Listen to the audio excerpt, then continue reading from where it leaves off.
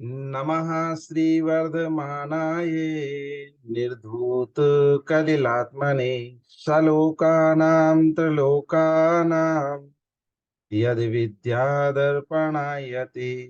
यद्विद्यादर्पणायते। समस्त शास्त्र रत्नकांत शावकाचार्य ग्रंथ पर हमारी चर्चा चल रही है। और इस ग्रंथ के आधार से हम देख रहे थे कि चक्रवर्ती का वैभव क्या होता है, चक्रवर्ती किस तरीके से अपना वैभव प्राप्त करता है, जिसमें हमने देखा था कि एक आर्य और 5 मलिच्छ खंड को जीतकर वह 6 खंड का अधिपति होता है। और विभिन्न प्रकार की रत्न, जिस एक एक रत्न की हिफाजत करने के लिए, सुरक्षा करने के लिए एक एक हजार देवता नियुक्त होते हैं, ऐसा वह चक्रवर्ती वैभव संपन्न होता है। ओवरऑल यदि देखें तो चक्रवर्ती की यहाँ क्या क्या चीजें होती हैं, है ना। तो देखिए, प्रत्येक चक्रवर्ती जो होता है वो क्या क्या धन से या किस किस तरीके से संपन्नता लेकर चलता है। तो लिखा, प्रत्येक चक्री उत्तम सहनन का धारक होता है। उत्तम सहनन माने वज्र वृषभ नाराज सहनन का होता है, या नाराज सहनन का होता है, वृषभ नाराज सहनन का होता है। क्योंकि 7वें नरक जाने का पाप भी वही कर सकता है जिसका वज्र वृषभ नाराज सहनन हो। और मोक्ष जाने का पुरुषार्थ भी यदि कोई कर सकता है तो उसका भी वज्र वृषभ नाराज सहनन होना चाहिए। स्वर्ग आदि में तो कोई भी जा सकता है, चले जाते स्वर्ग में। पर मोक्ष के लिए और 7वें नरक का पुरुषार्थ, कहना नहीं चाहिए 7वां नरक कोई पुरुषार्थ का काम नहीं है। 7वें नरक के कार्य वज्र वृषभ नाराज सहनन से ही होते हैं। तो चक्रवर्ती अपने आप में ही सुंदर व्यक्तित्व होता है। तो उसका जो शरीर का आकार प्रकार है ये अत्यंत ही सुंदर होता है। तो उत्तम सहनन होता है और उत्तम संस्थान होता है। संस्थान मतलब हड्डियों का जो ढांचा है ये भी उत्तम ही होता है। हमारे जैसा संस्थान नहीं होता है कि यदि चलते चलते थोड़ा सा ऐसा पैर हुआ तो बोले पैर में मोच आ गई, थोड़ी सी ऊंचाई से यदि नीचे गिर जाए तो बोले 2-3 हड्डियां टूट गई। कई व्यक्ति नेग्रोथ संस्थान के होते हैं, जैसे क्या कहना चाहिए, बड़का पेड़, नीचे से पतले पतले ऊपर जाके ऐसे मोटे चौड़े हो जाते हैं। कई व्यक्ति पियर जैसे होते हैं, नाशपाती की तरह। नाशपाती नीचे से मोटी होती है, ऊपर जाके पतली हो जाती है। ये कहते हैं ये वैसे नहीं होते, ये संस्थान इनका योग्य होता है, जिसे सम चतुर संस्थान कहते हैं। और ये सवर्ण सुवर्ण रंग के होते हैं, एकदम चमकदार, है ना। इसके बाद इनकी 96,000 रानियां होती हैं, जिसमें से 32,000 रानियां आरखंड की कन्याएं होती हैं, 32,000 विद्याधर की कन्याएं होती हैं, और 32,000 रानियां मलिच्छ खंड की होती हैं।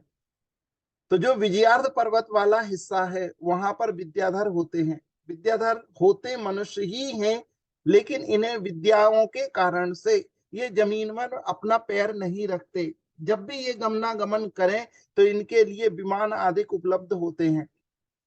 तो जो विजयार्थ पर्वत कल अपन ने पढ़ा था, उस विजयार्थ पर्वत के चारों ओर जो निवास करने वाले मनुष्य हैं उन्हें विद्याधर कहा जाता है। उन विद्याधरों की 32,000 कन्याएं चक्रवर्ती को विवाहित की जाती हैं। और 32,000 कन्याएं जो है वो मलेच्छ खंड की निवासी हैं। तो आर्यखंड को छोड़कर बाकी के जो 5 खंड हैं वे सारे के सारे मलेच्छ खंड के अंतर्गत आते हैं। तो 32,000 मलेच्छ खंड की कन्याएं होती हैं। प्रत्येक चक्री के संख्यात, संख्यात माने काउंट नहीं है कितने पुत्र होते हैं, और संख्यात कितना माना गया बताएंगे आप, ममता आंटी, संख्यात कितने होते हैं?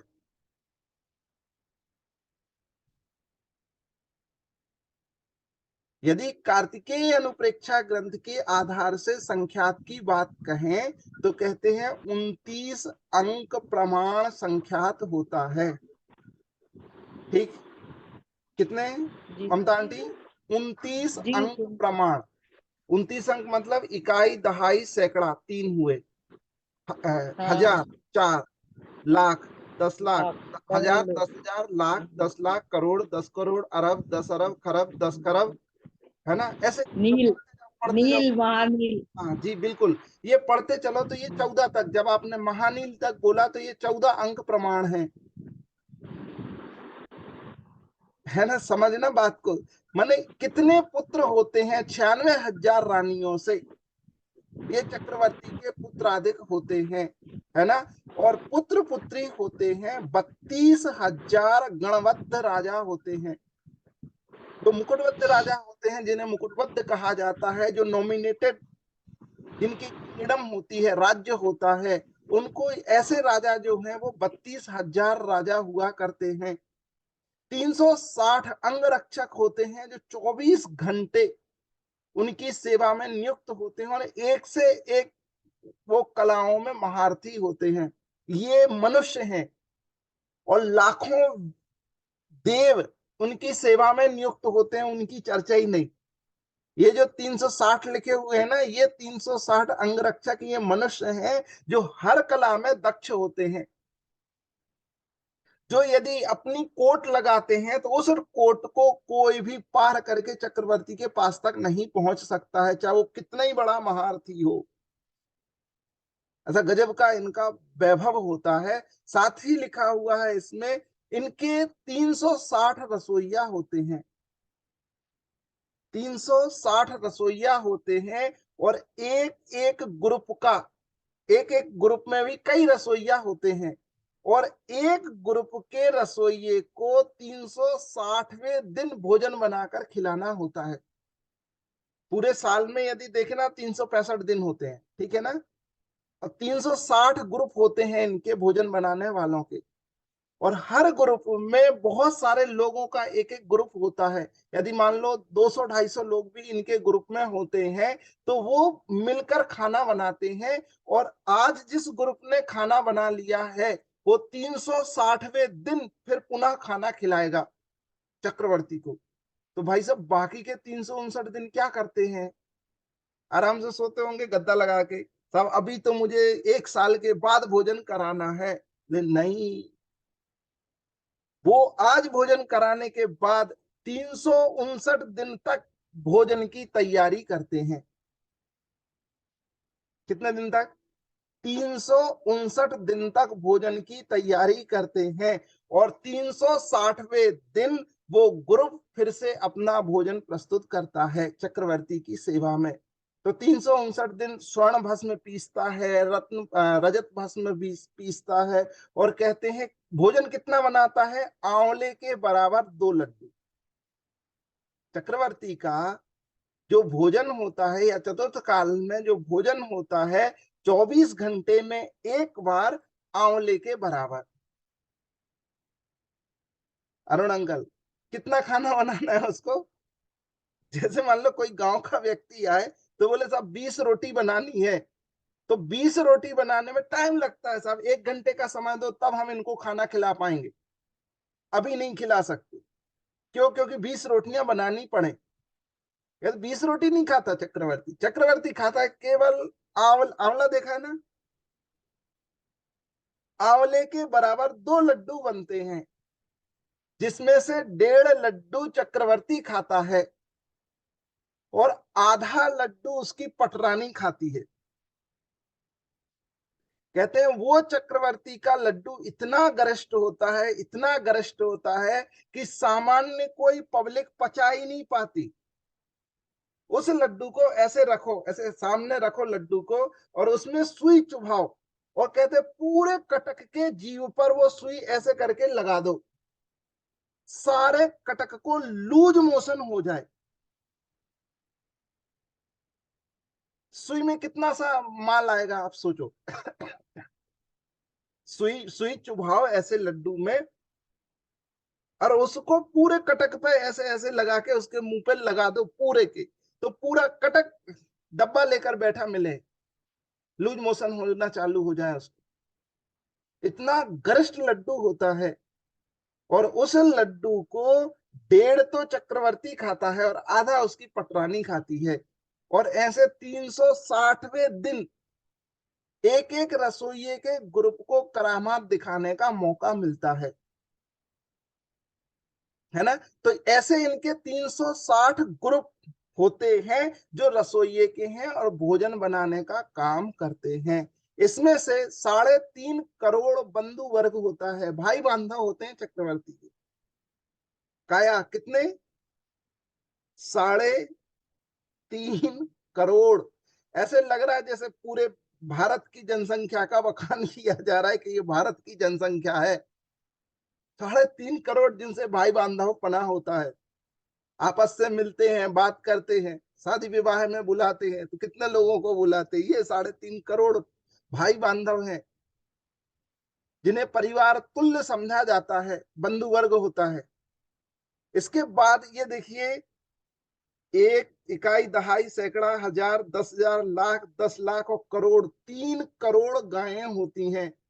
हमने तो केवल चर्चा सुनी थी कि वो हाथी होते हैं, घोड़े होते हैं, इतना ही नहीं, इसके साथ ही उत्तम नस्ल की जो एक बार में 20-20, 15-15, 20-20 लीटर दूध देती हैं, ऐसी गायें होती हैं 3 करोड़। कितना दूध होता होगा आप कल्पना कर लो, है ना। इसके साथ ही कहते हैं सारे कटक को भोजन कराना है तो 1 करोड़ थालियां होती हैं। मुझे ये समझ में नहीं आया थाली गिलास गिनाने का मतलब क्या है। अरे जब इतने बंधु वर्ग था, आपके यहाँ 3.5 करोड़ लोग थे, हमारे घर में 4 लोग रहते हैं, छोटे बच्चे सबको मिलाकर, तो हमारे घर में 8 थालियां हैं। ये 4 तो बच्चे खाएंगे और यदि कोई और आ गया तो ऐसा थोड़ी कहेंगे बच्चे से तुम नहीं खाओगे आज, तुम प्लेट में खाओगे कि दूसरी थाली में सेट हो जाओगे। ऐसे ही होगा ना। तो जैसे मान लो ये इनके भाई बांधवों को जिस दिन निमंत्रण किया गया, तो होंगी ना घर में इतनी थालियां, ऐसे पत्तल में थोड़ी खिलाना चालू कर देगा चक्रवर्ती। लेकिन कह रहे अभी हम वैभव गिना रहे हैं, तो वैभव को सुनो।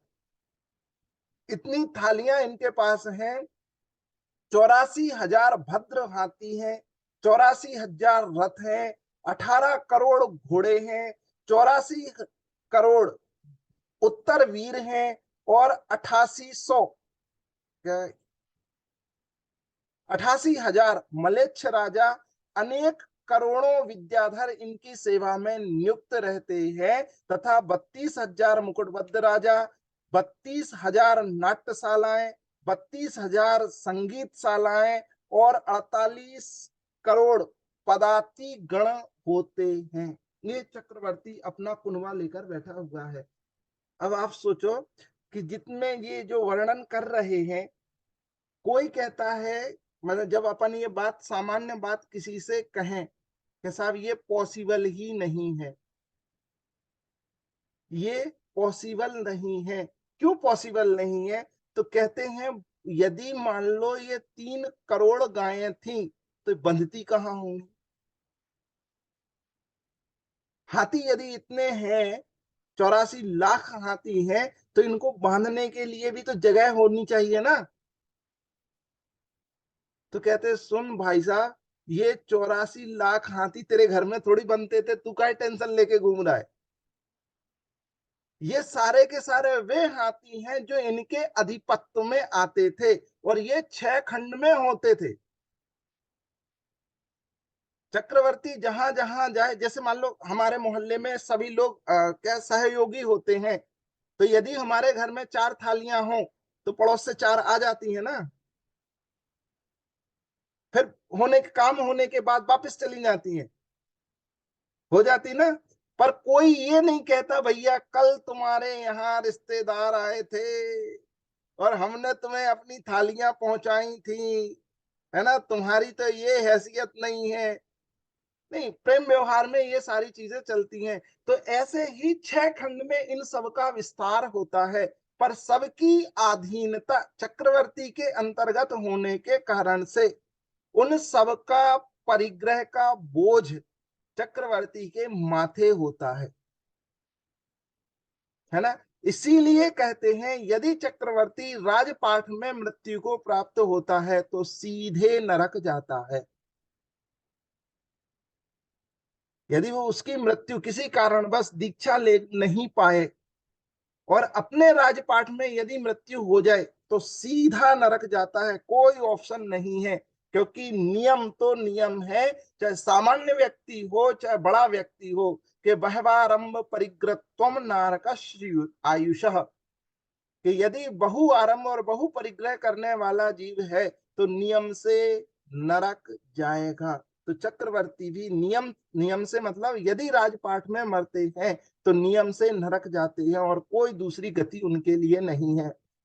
और पुरुषार्थी होकर दीक्षा लेते हैं तो जैसा पुरुषार्थ वो कर लें, क्योंकि इनका संस्थान भी उत्तम होता है और सहनन भी उत्तम होता है। तो यदि घोर पुरुषार्थ करें तो सीधा मोक्ष चले जाते हैं, और पुरुषार्थ में कुछ कमी रह जाए तो स्वर्ग जाते हैं। यदि पुरुषार्थ में कमी है तो स्वर्ग जाते हैं। तो इसी कारण से मान लो यदि 6 खंड है और पूरे 6 खंड की अधीनता इनके अधीन होती है तो 32,000 नाट्यशालाएं हैं, इसमें कौन सी बड़ी बात है। अपने ही इंदौर में कितने रंगमंच होंगे, कितनी वो हैं जहां पर पूरा का पूरे शहर के नेशनल कार्य हो सकते हैं, और कितने शहर हैं ऐसे पूरे भारत में। जब अकेले भारत में इतने हैं तो भारत के साथ अकेले भारत को यदि देखा जाए तो 214 नॉमिनेटेड नेशंस हैं, 214 देश हैं। ये 214 के 14 देश में कितनी कितनी नाट्यशालाएं होंगी, कितनी कितनी संगीतशालाएं होंगी।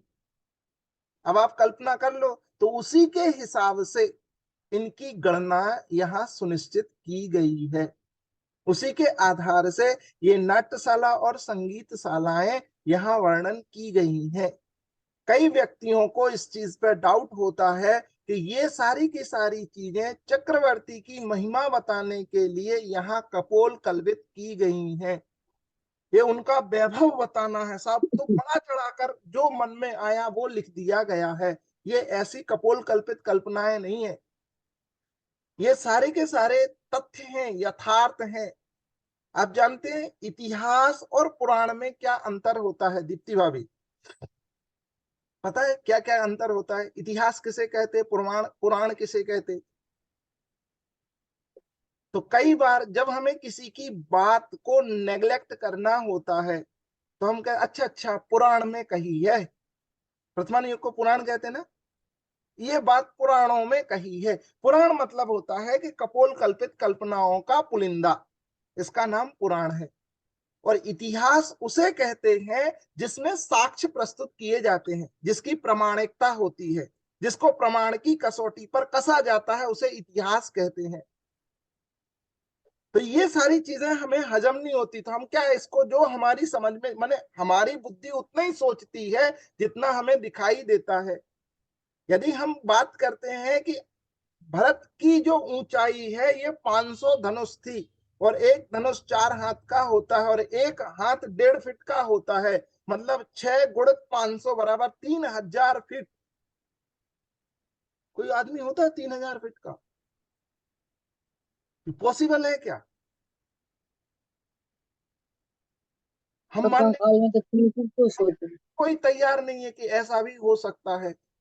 तो कहते हैं सुनो, जब द्वारका द्वारका नगरी का जो समुद्र है, द्वारका के आजू बाजू वाला जो समुद्र है, और वहां गोताखोरों ने समुद्र के अंदर जाके देखा तो वहां उन्हें 38-38 फीट की, आप देखना वहां 38-38 फीट की दरवाजे वहां मिले, और लगभग 24-24 फीट की खिड़कियां वहां मिली। खिड़की और दरवाजे वहां मिले वहीं द्वारका में। इससे ये पता लगता है कि आदमियों की लंबाई उस काल में इतनी होती होगी, और द्वारका तो भगवान नेमिनाथ के काल की रचना है, कोई ज्यादा दूर की रचना नहीं है। भगवान महावीर हमारी ऊंचाई से 2 गुने थे, हम 3.5 हाथ के होते हैं, भगवान महावीर 7 हाथ के होते थे। माने उस पांच काल माह में 10 मिनट। सामान्य शारीरिक अवगाहना थी, ये 7 हाथ की थी। पारसनाथ की उनसे ज्यादा अवगाहना थी। दस। उसके बाद नेमिनाथ भगवान की उनसे ज्यादा अवगाहना थी। तो उस अवगाहना के हिसाब से ही तो घर द्वार सब कुछ बनते थे। तो ये जब साक्ष्य हमें मिलते हैं, प्रमाण हमें मिलते हैं, तो फिर पता लगता है कि हाँ, ये वास्तविकता है, इतिहास की बातें हैं। ये कपोल कल्पित कल्पनाएं नहीं है। आप चाहो तो कितने भी लिख दो, कुछ भी लिख दो ना, अपनी बात बढ़ानी है। जैसे अपन बैठ के ना अपने घर की महिमा बढ़ानी हो, हमारे लड़के को इतने लाख की नौकरी मिल गई। अब इसका तो कभी भी डेटा निकल निकल सकता है ना, कि का बेटा पप्पू तुम्हें कितने की नौकरी लगी, तो पप्पू कोई दिन गलती से बता दे, तो फिर उसको कोट करने के लिए फिर इनके लिए ये अलाउंसेस मिलते हैं, फिर ये अलाउंस मिलता है, फिर घर भी उन्होंने दिया, फिर सोफा भी वो हर साल में देते हैं, गाड़ी रेनोवेशन भी करवा लेते हैं। तो वो बहुत ओ इतना। तो ऐसे ये कपोल कल्पित कल्पनाएं नहीं है, अपितु इतिहास में दर्ज जो घटनाएं हैं उनका यहाँ वर्णन किया गया है। दूसरी बात, यहाँ जो जो चीजें यहाँ लिखी गई हैं, जो जो कथन यहाँ किए जा रहे हैं चक्रवर्ती के संदर्भ में, वे सारे के सारे कथन राग को बढ़ाने के लिए नहीं है। अपितु इतना सब कुछ होने के बाद भी 96,000 रानियां, संख्यात 1,000 पुत्र पुत्रियां, 32,000 मुकुटबद्ध राजा, 360 अंग रक्षक, 360 ग्रुप के रसोईया, 3.5 करोड़ का बंधु वर्ग, इन सबको एक सेकंड में तिलांजलि देकर चक्रवर्ती ने दीक्षा ग्रहण कर ली। और जिस चक्रवर्ती ने दीक्षा ग्रहण नहीं की, वो नरक में गया। तो इतना सब कुछ कथन करने का उद्देश्य क्या? इतना सब कुछ कहने का उद्देश्य मात्र ये है कि यदि वैभव के साथ मृत्यु होती है तो नियम से हीन गति होती है। और जिसने वैभव को त्याग कर दीक्षा को ग्रहण किया हुआ है, वे सारे के सारे स्वर्ग और मोक्ष जाते हैं। प्रश्न चिन्ह, अपनी स्थिति बताओ, आप क्या चाहते हो? विचार करो, कितना परिग्रह हम लाद के घूम रहे हैं। और यदि इसी परिग्रह के साथ मृत्यु होती है, आज कल परसों, 2 साल बाद, 5 साल बाद, 50 साल बाद, तो कहां जाकर गिरेंगे? तो इस सब चर्चा का उद्देश्य राग प्रवर्धन नहीं है, अपितु वीतरागता का प्रवर्धन करना है। वीतरागता को बढ़ाना उद्देश्य है, हमें राग में नहीं लगाना। हमें इतना सब होने के बाद भी दीक्षा ही श्रेयस्कर है। सो चक्रवर्ती सब छोड़ के दीक्षा लेते हैं। और यदि हम दीक्षा लें तो भी सब छोड़कर ही दीक्षा लेनी है, तो मोह जाल में उलझना ही क्यों? क्योंकि दीक्षा लेने के बाद न चक्रवर्ती के पास तिल तुस मात्र परिग्रह होता है, और न सामान्य मुनि के पास तिल तुस मात्र परिग्रह होता है। पर हम लालची है ना, लालची, तो कहते तो चलो ठीक है, ठीक है, ठीक है, दीक्षा तो हम ले लेंगे, पर पहले चक्रवर्ती तो बनाओ। है ना? अंदर से वो इच्छा आती ना, बोले दीक्षा तो हम ले लेंगे, कोई दिक्कत नहीं, बनाओ बनाओ तो पहले 163 सलाका में हमारा भी तो जन्म कराओ, एक आध बार नरक जाने के लिए भी तैयार है, कराओ तो वैभव तो देखने दो, उसके बाद हम भी दीक्षा ग्रहण कर लेंगे, ठीक है ना? पर ऐसा उद्देश्य आचार्य का नहीं है। इसीलिए जो अपन श्लोक पढ़ रहे हैं उसका सामान्य अर्थ है कि निर्मल सम्यक दर्शन के धारक मनुष्य ही चक्र रत्न को चलाने में समर्थ होते हैं। और जब तक सम्यक दर्शन ना हो तब तक चक्र रत्न टिकता नहीं है। अर्थात जितने भी सम्यक दृष्टि होते हैं, ये नियम नहीं कि सारे के सारे चक्रवर्ती हों, लेकिन ये पक्का नियम है कि जितने भी चक्र रत्न के धारक होते हैं, वे सारे के सारे जीव सम्यक दृष्टि ही होते हैं। ठीक है ना। इसी के लिए अर्थात अपने अधीन होने से उसे उसके द्वारा साध्य समस्त कार्यों को प्रवर्तनाने के लिए समर्थ होते हैं, तथा वे सर्वभूमि सटखंड के अधिपति चक्रवर्ती होते हैं, 9 निधि और 14 रत्नों के स्वामी होते हैं, जो दोषों से प्राणियों की रक्षा करते हैं। ऐसे राजाओं के मुकुटों की कलगियों पर उन चक्रवर्तियों के चरण रहते हैं। मतलब चरण रहते हैं तो क्या ऐसे उनके चरण उनके मुकुटों पे जाके ऐसे चिपका दिए जाते होंगे। इसका मतलब है कि वे सारे के सारे जो मुकुट वाले राजा, जिनके मुकुट में कलगियां हैं, वे उनके चरणों में झुकी रहती हैं, है ना। इसका सीधा सा सामान्य अर्थ है कि वे उनकी आज्ञा को स्वीकार करते हैं, उनकी आज्ञा को कभी भी अपोज नहीं करते हैं। जो कुछ कहा, जो कुछ किया, जो कुछ सुना, उसे बिल्कुल सब शब्द सह स्वीकार करते हैं, है ना। अर्थात समस्त पृथ्वी के मुकुटबद्ध राजा मस्तक झुकाकर चक्रवर्ती के चरणों में नमस्कार करते हैं, है ना। और वे सारे के सारे राजा उनको अपना परम हितैषी स्वीकार करते हैं। अभी भी समंतबद्ध आचार्य को संतुष्टि नहीं हुई कि अब आप बात मान जाओगे। अभी भी लगता है कुछ ना कुछ तो अभी भी कुछ ना कुछ कचास तो बाकी है। तो कहते हैं सुनो, अभी भी यदि ढुलमुल श्रद्धा वाले लोग हो ना, तो फिर समझाते, बोले सुनो, सम्यक दृष्टि जीव तीर्थंकर भी होते हैं।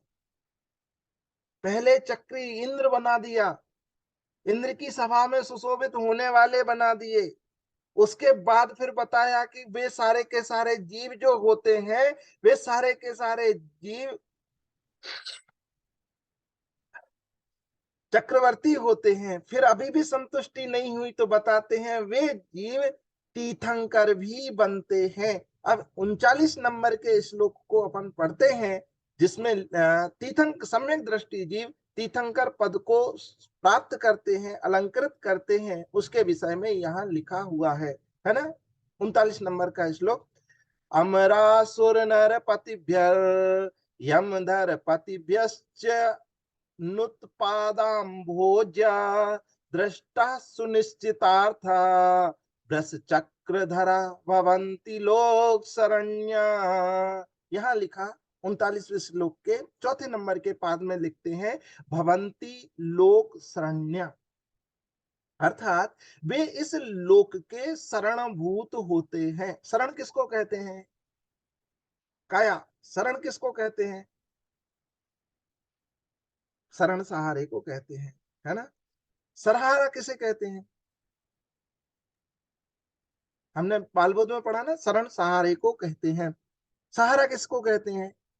सहारा मतलब होता है कि हम डूब रहे हैं, संसार में हम डूब रहे हैं, और वो कहते ना, थोड़ा सा कोई रस्सी भी दे देना, उस रस्सी को पकड़ के हम किनारे आ सकते हैं, है ना। तो कहते आपने हमें सहारा दिया।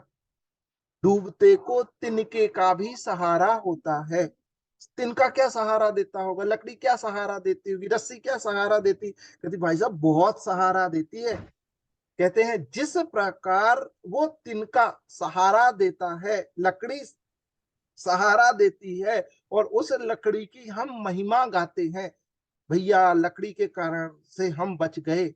ये कहते हैं यहाँ तो संपूर्ण लोक को, अर्थात तीनों गतियों के जीव को, जिसमें मनुष्य, देव और त्रियंच, तीनों गतियों के जीव को उनकी उनकी भाषा के अनुसार मोक्ष मार्ग का प्रवर्तन कराने में यदि कोई समर्थ होता है, तो उसे तीर्थंकर कहते हैं।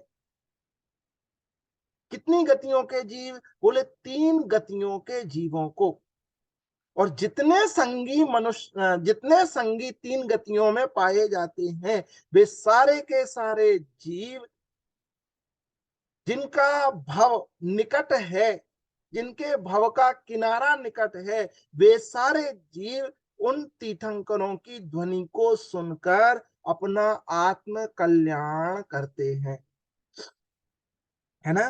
तीर्थंकर की जो ध्वनि होती है, इसी अपेक्षा से इस श्लोक में लिखा है भवंती लोक शरण्या, कि जितने भी लोक में कोई किसी को शरण देने में समर्थ नहीं है। देखो, हम किसी को शरण देते हैं, आप ईमानदारी से यदि अपना हृदय टटोले तो कहते हैं कहीं ना कहीं उसके पीछे लोभ जुड़ा होता है।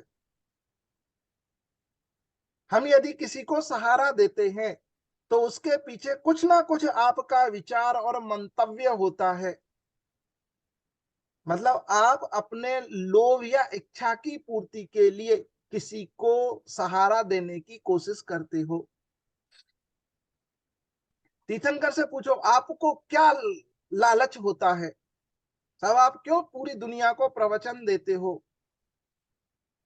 ऐसा क्या है जिससे आप पूरी दुनिया को सुधारने के लिए जाते हो, पूरी दुनिया के हित मित और प्रिय उपदेश दिया करते हो, ऐसा क्या है। तो कहते हैं प्रत्येक जीव आत्म कल्याण का अधिकारी है, प्रत्येक जीव आत्म कल्याण का अधिकारी है, माने सबका अधिकार। जैसे लोकमान्य तिलक हुए ना काया, उन्होंने एक सूत्र दिया था लोकमान्य तिलक का, क्या कहा था उन्होंने, स्वराज्य प्राप्त करना मेरा जन्म सिद्ध अधिकार है ना, और इसे मैं प्राप्त करके रहूंगा।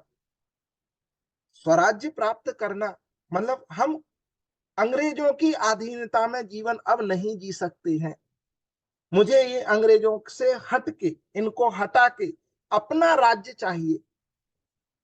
ऐसे ही है तीर्थंकरों का नारा कि प्रत्येक जीव का कल्याण होना चाहिए, और हम प्रत्येक जीव के कल्याण की भावना भाते हैं, हम प्रत्येक जीव के कल्याण के लिए विचार करते हैं, विचार नहीं करते, हम उनके लिए मार्ग प्रस्तुत करते हैं। वो पूरे पूरे जीवों को, तीन गति के जीवों को उपदेश देते हैं, और हम जैसे दुष्ट होते हैं, महाराज हमारे बस का नहीं है, हमारे तो अंधों को टाइम हो गया है, तो अब हम नहीं सुन सकते हैं, अब हमारे चाय पीने को समय हो गया, और उठ के वहां से भाग लेते हैं। ये हमारी पामरता है कि हमने अनेक बार, एक आध बार नहीं, अनेक बार तीर्थंकरों के समोसरण में जाने के बाद भी कोरे के कोरे बाहर आ गए।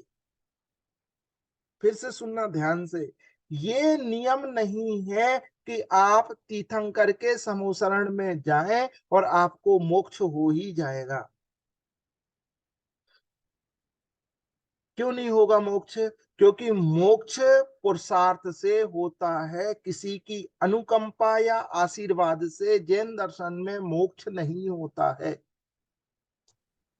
यदि हम सोचे ना साहब तीर्थंकर महाराज का आशीर्वाद हमें मिल गया है, अब तो पक्का है हमारा मोक्ष, नहीं, गलत फहमी में जी रहे हैं। किसी के आशीर्वाद से जैन दर्शन में मोक्ष नहीं होता है, वहां यहाँ उसको ही मोक्ष होता है जो उनके उपदेश को ग्रहण करके अपने स्वरूप में लीन होता है, उसे ही मोक्ष होता है। क्योंकि आपको पता है भगवान पार्श्वनाथ के समूसरण में बैठने वाला मंखली गोसाल नाम का जीव, जिसने भगवान पारसनाथ के समूह शरण में बैठा था और 65 दिन तक भगवान महावीर के समूह शरण में भी रोज आता था, तीनों बार, और उपदेश नहीं होते थे तो रोज तीनों बार अपने घर चला जाता था। उसे कोई गिला और शिकवा नहीं था, नाम था मंखली गोसाल, जिसे मस्करी के नाम से हिंदी साहित्य में और दर्शन साहित्य में जाना जाता है।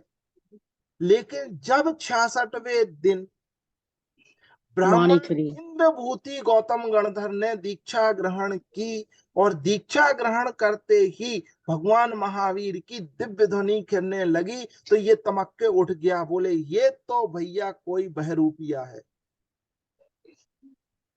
सोचो, जो 65 दिन तक, अरे 65 नहीं, 66वें दिन तक रोज आता होगा, वो श्रद्धा नहीं होगी उसको, उसको आस्था नहीं होती होगी।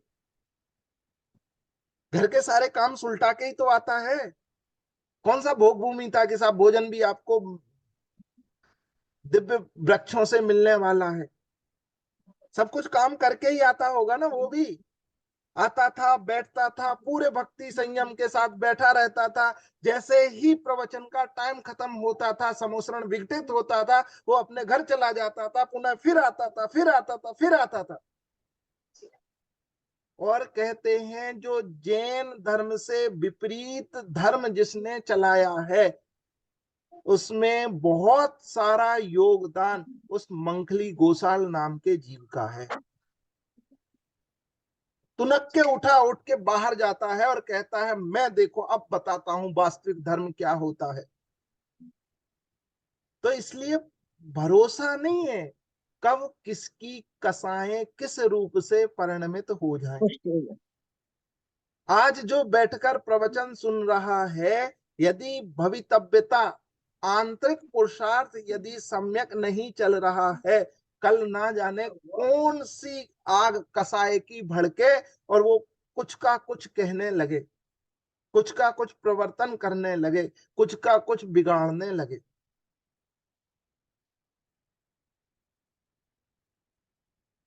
अब आप कल्पना करके देखिए, कहते हैं ऐसे बहुत सारे ऐसे, आप ओशो का नाम सुना होगा। कहते हैं ओशो भी जैन थे। ऐसे जैन निकले वो कि एक समय ऐसा आया कि अमेरिका ने उनके नाम पर ही बैन लगा दिया कि ये व्यक्ति हमारे देश में नहीं आ सकता। तो उसने भी जैन दर्शन पढ़ा, पर किस तरीके से न्याय विभाग है ये समझ में नहीं आया। क्या निश्चय से कहा गया है, क्या व्यवहार से कहा गया, क्या व्यवहार के कितने भेद हैं, ये समझ में नहीं आया। भ्रष्ट हो गए, ज्यादा टाइम थोड़ी लगता है। यदि अपेक्षा समझ में नहीं आती है कथन करने की, तो भ्रष्ट होते देर नहीं लगती है। मंखली गोसाल भी ऐसे ही भ्रष्ट हुए, है ना। पर इसमें कहीं भी तीर्थंकर का कोई योगदान नहीं है, क्योंकि जब वे श्रेयस्कर को अपना अधिकार क्षेत्र नहीं बनाते हैं, तो अश्रेयस्कर के भी उन पर कोई अधिकार नहीं रहता है ना। तो ये लोक शरण्य मतलब एक इंद्री से लेकर पंचेंद्री जीव तक, संगी असंगी सारे जीवों का किस प्रकार कल्याण हो, इसके लिए तीर्थंकर उपदेश देते हैं। कहते हैं ब्रस चक्र धरा, ब्रस चक्र धरा।